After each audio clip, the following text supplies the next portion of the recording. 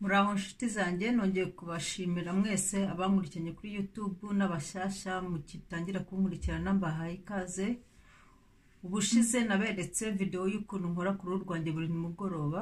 Uyu munsi ngiye kubereka ku burambuye ibyo nkora rimwe mu cyumweru. Turatangirana no gukora makiyaje. Ndakoresha amavuta y'inazi, niyo nsanzwe nkoresha kandi yakunda kandi aboneka hose.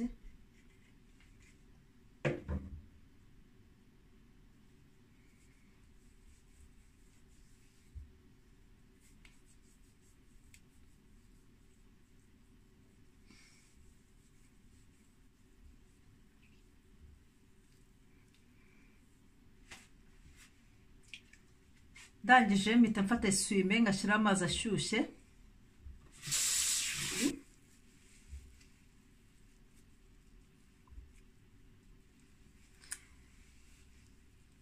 Ibaze nawe gufata eswime ukoresha munsi y'ibirenge no ku mubiri warangiza ukayishyira mu maso. Ni umwanda ushobora kugutera ibiheri n'ibindi bibazo byo mu maso. Uruhu rwo mu maso tugomba kurwitondera tukanarwitaho.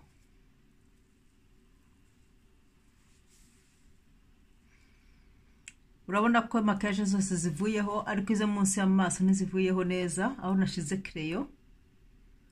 Ngiye gufata kiroreye nshyireho inazi.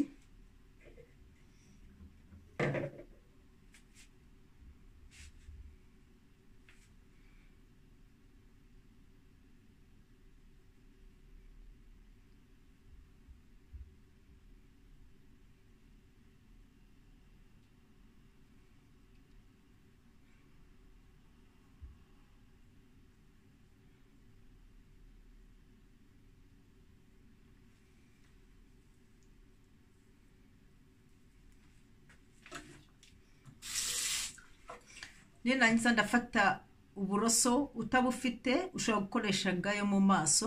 Ngiye gukoresha isabune ya Dudu Usul, ushobora gukoresha isabune yose ushobora gukoresha isabune usanzwe ukoresha mu maso.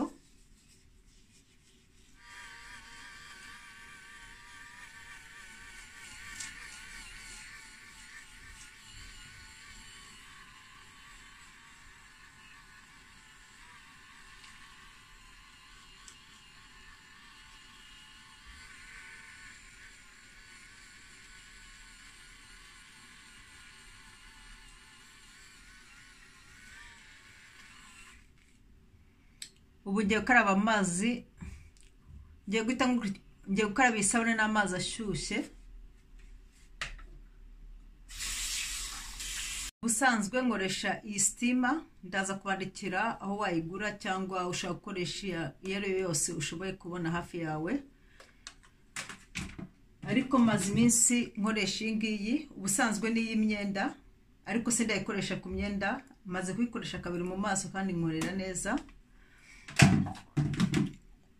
Steamer ikikora izana icyokere, sinzi uko nabivuga mu Kinyarwanda. Ikinyarwanda kiri kungora n'abayesani, kugira ngo ugire icyuka mu mubiri ku buryo uruhu rufunguka neza. Nimba ari maske cyangwa amavuta ushizemo yinjire neza mu mubiri. Ariko udafite steamer ushobora gufata amazi ashyushye cyane ukayashyira mu base cyangwa mu ndobo, ukitwikira na eswime icyuka kikaza. Ubu ngiye gukoresha iyi garment steamer, ni steamer y'imyenda. Ni uku nguko imeze. Ukanda hano kuri on, ugafata hano ugakanda hano ku buryo habamo umwuka. Ntiwegereze cyane n'amaso, ntiwitwike.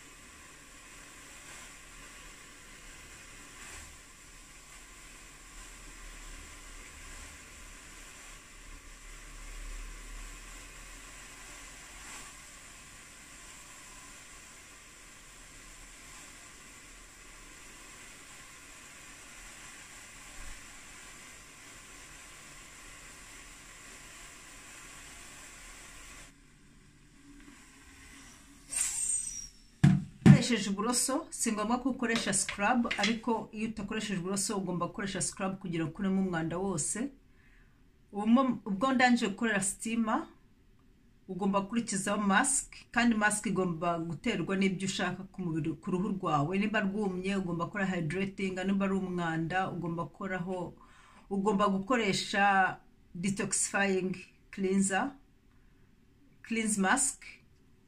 Ubu kubera ko ngewe ari muri veri nkaba nogeje uruhu rwanjye nkakoresha uburoso, nta mwanda mwinshi uhari. Ubu ngiye gukoresha hydrating ituma uruhu rujyamo, uruhu rutuma rutuma. Iyi ngiyi ni Peter Thomas Roth.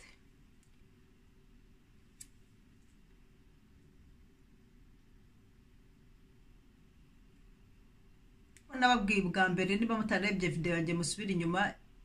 Ibyo nkoresha si ngombwa ko mukoresha bimwe, nimba utabishoboye kubibona ushobora gukoresha ibindi bikora nkabyo. Ngiye kuvuga igifaransa aha ngaha, mwihangane igifaransa cyanjye si cyiza.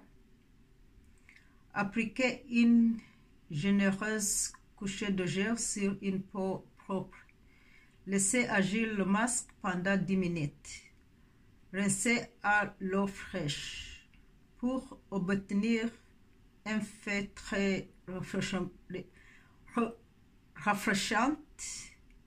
Réfrigérez le produit. Utilisez 2 ou 3 fois par semaine au quotidiennement pour obtenir une hydration intense pour usage externe seulement. Ugomba kurekera iminota 10, ariko njye nyikoresha mask zanjye zose nzirekera iminota 20. Ariko nimba ari ubwa mbere cyangwa uruhu rukunda kugira ibibazo, ukurikirane iminota baguhaye. Ariko njye nta kibazo cy'uruhu njya ngira, ndayisiga iminota nka 20.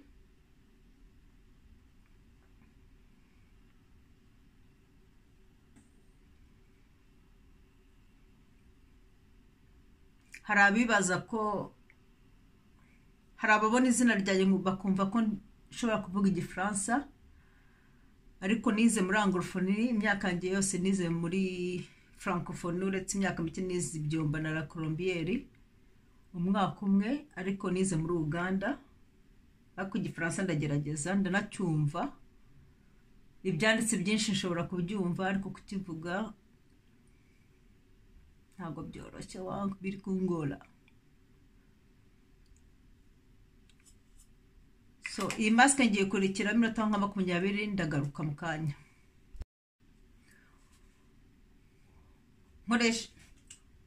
Ukoresheje uburoso si ngombwa ko ukoresha scrub, ariko iyo utakoresheje uburoso ugomba gukoresha scrub kugira ngo ukuremo umwanda wose.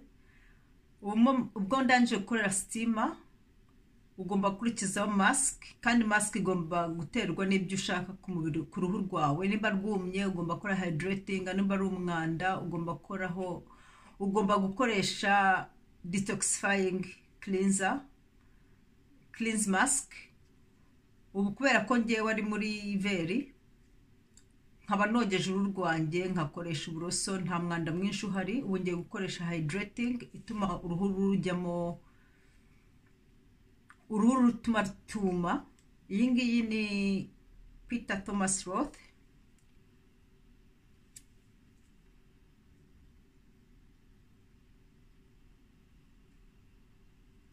Ukoresha yose. Ibyo nkoresha si byo byo ngombwa, nkuko nababwiye bwa mbere, niba mutarebye video yanjye musubira inyuma. Ibyo nkoresha si ngombwa ko mukoresha bimwe, nimba utabishoboye kubibona ushobora gukoresha ibindi bikora nkabyo. Iyi mask ivuga ko, ngiye kuvuga igifaransa aha ngaha, mwihangane igifaransa cyanjye si cyiza. Appliquer une généreuse couche de gel sur une peau propre. Laissez agir le masque pendant 10 minutes. Rincez à l'eau fraîche pour obtenir un effet très rafraîchissant. Réfrigérez le produit. Utilisez 2 ou 3 fois par semaine au quotidiennement pour obtenir une hydration intense pour usage externe seulement. Ugomba kurekera iminota 10 ariko njye nyikoresha maske zanjye zose nzirekera iminota 20. Ariko nimba ari ubwa mbere cyangwa ufite uruhu ruri sensible cyane, ufite uruhu rukunda kugira ibibazo, ukurikirane iminota baguhaye. Ariko njye nta kibazo cy'uruhu njya ngira, ndayisiga iminota nka 20.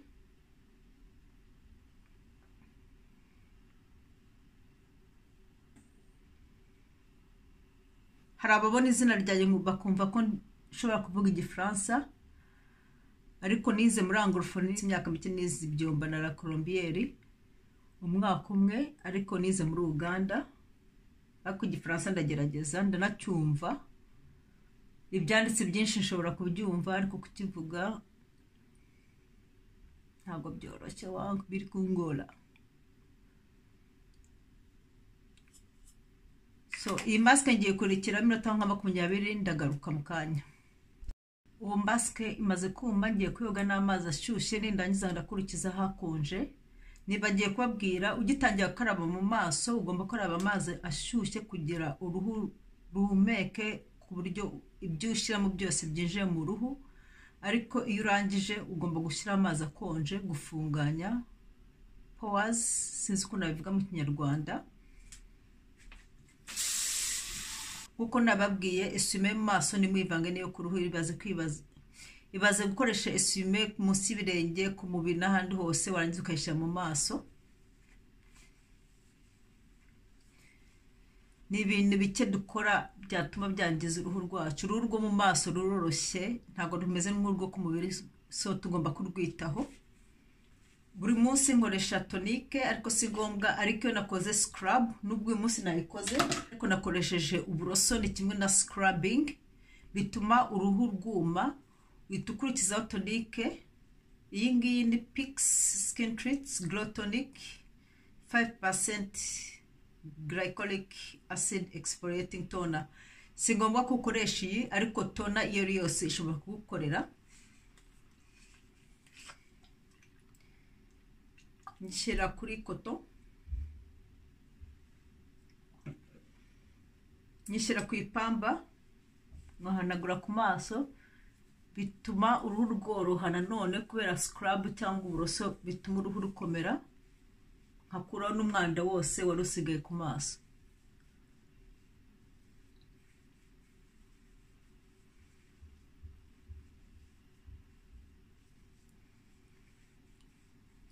Kubera ko hano humye cyane cyangwa ufite uruhu rwuma, ushobora gukoresha tonique ituma ugira glow, uruhu rwaka, uruhu rubengerana. Iyi ngiyi nta alcohol irimo, yandi nakoresheje imbere irimo alcohol. Iyi ni Clarins peau normale ou séchée sans alcool.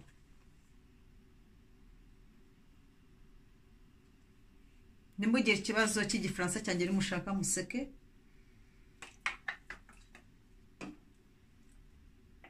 Iyi nyishyira mu maboko, mu ntoki, nyishyira mu ntoki. Iyi nyishyira mu maboko, nkayikandira ku ruhu.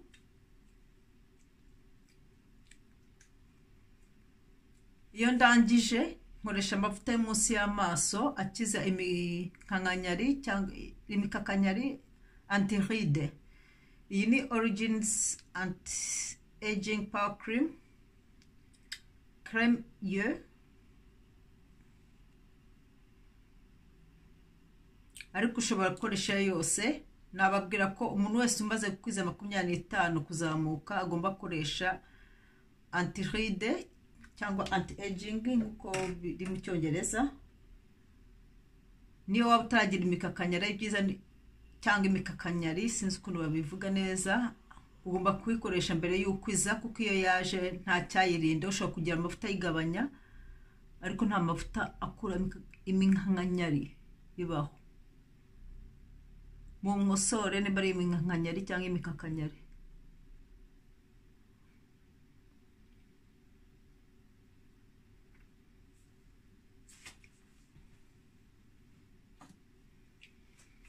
ubu ngiye gukurikizaho serumu yo mu maso. Ubushize nakoresheje ya Origins, musubire abatarayibonye musubire muri video yanjye, ariko nkoresha izitandukanye. Iyi ni Elizabeth Eden Line Erasing Night Serum, Serum de nuit, effaceur de ridule. Ab'igifaransa uyu munsi muramfasha. Kiri kungola.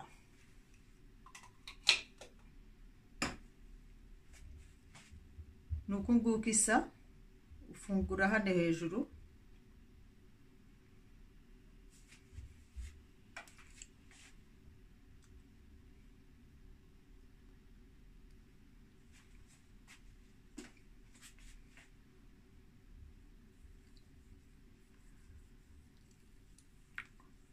Nkuko nababwiye, ntiwibagirwe ijosi kuko niryo rya mbere rigaragaza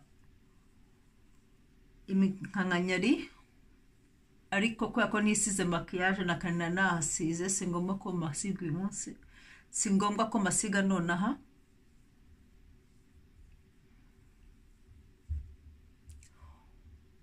Ku muntu uwo ari we wese ufite ibibazo by'ibiheri cyangwa amatashe y'ibiheri, aho kugira ngo akenshi amavuta tukuza niyo abikuraho, ariko ushaka gusoma serum yanditseho brightening serum, serum éclairant. Kari nimugoroba ngiye gukoresha Filorga Time Filler Crème Absolue Correction Ride.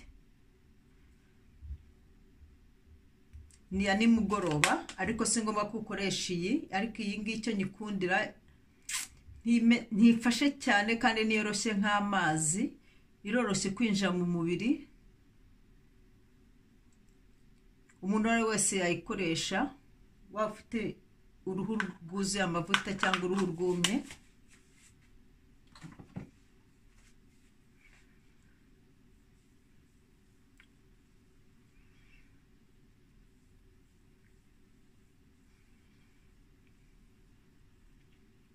Hari abantu bibaza ko umuntu ufite uruhu rufite amavuta adashaka kwisiga amavuta menshi, ariko ndagira mbamenyeshe ko umuntu ari wese agomba gusiga uruhu, nabundi iyo utarusize ruruma rukabyara amavuta yarwo, amwe yatuma urwara ibiheri cyangwa n'ibindi bibazo by'uruhu. Ndagira ngo ubigerageze umare nk'umunsi wose utisize, buzajya kwira uruhu rwuzuye amavuta. So uko ariko kose umuntu wari wese uko uruhu rwawe rumeze ugomba kurusiga cyane cyane nimugoroba. Nimba ufite uruhu rw'amavuta, mu gitondo ushobora gukoresha amavuta ari gel. Hari gel creams nizo ushobora gukoresha mu mwanya wa yandi mavuta, uretse ko nariya yari yoroshye nta kibazo. Ariko ntuzavanga amavuta yo ku ruhu rw'umubiri ngo uyavange nayo mu maso. Uruhu rwo mu maso ruroroshye kurusha urwo ku mubiri, niyo mpamvu aba amavuta mu maso akaba nayo ku mubiri. Aya makosa nanjye narayakoze cyane cyane nkiri muto, ariko maze gukura, maze gutandukanya ikibi n'ikiza. Kugira ibyo nisize byose byinjire bigume ku ruhu, nkoresha oil. Akenshi nkoresha bio oil, ariko yarashize. Ubu nkoresha argan oil, nta kirimi irimo mu Kinyarwanda cyangwa mu Gifaransa.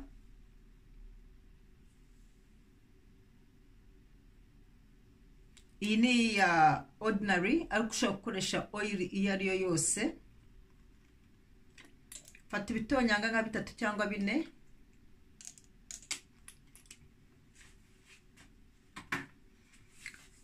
nkabishyushya mu ntoki, nangiza nkabikandira ku ruhu. Iyo ndangije nkoresha Jamaican castor oil. Ushobora gukoresha castor oil iyo ari yo yose. Mu mbabare sinzi castor oil uko bayivuga mu Kinyarwanda cyangwa mu Gifaransa. Iyi ngiyi nikuza imisatsi, nyisiga ku ngohi kugira ngo zikure, cyane cyane ikoresha na mascara zituma indgoyi zuma. Ariko utayifite ushobora gukoresha vaseline.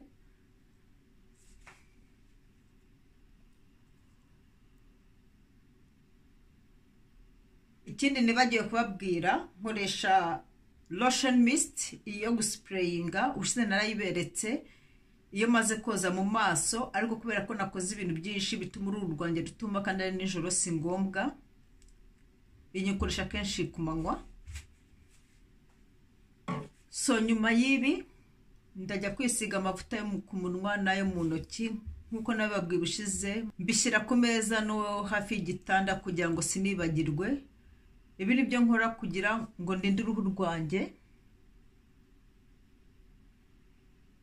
Murabona hano ko nazanye uduhere kubera regre, ariko ubusanzwe ntibijya biza uretse iyo nagize regre cyangwa nagize stress cyangwa nari isukari. Nizere ko iyi video ari ikibamariye. Abafite ibibazo mu byandike hasi, kandi ntimwibagirwe gusangira iyi video n'inshuti zanyu n'imiryango yanyu.